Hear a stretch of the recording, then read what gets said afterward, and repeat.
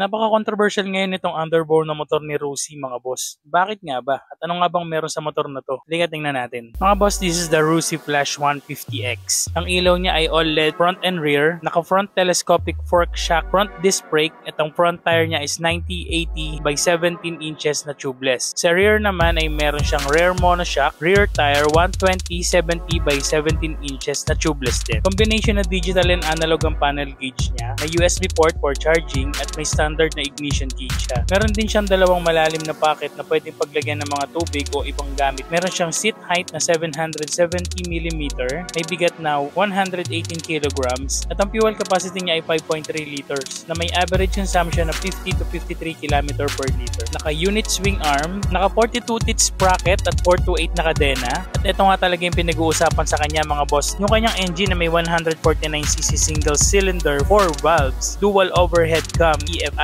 na may power na 16.8 horsepower at 9,500 revolution per minute, torque na may 14.5 Newton meter at 8,000 revolution per minute, compression ratio na 11.3:1, bore and stroke niya is 57.3 by 58mm at liquid cool na rin siya mga bossing. 6-speed manual transmission, electric starting lang siya at wala na siyang kickstart. Kaya naman pala pinag-uusapan at pinagkukumpara tong Flash 150 dahil sa engine at specification niya. Nasulit din naman talaga dahil sa price niya na 75,000 sa cash at kung magmamonthly ka naman ay may down siya na 4,000 at 3,400 na monthly kung 3 years niya siya kukunin. Hindi na kayo lugi sa price and specs niya mga boss. Kung gusto niyo ng Rusi Flash 150X, available siya dito sa Rusi San Fernando, Pampanga at iba pang Rusi store nationwide. O hindi paid advertisement to ha, tinutulungan ko lang kayo kung saan kayo makakahanap ng Rusi Flash 150 pero Rusi baka naman. Yun mga bossing, salamat, ingat lagi sa daan, ingat lagi sa biyahe.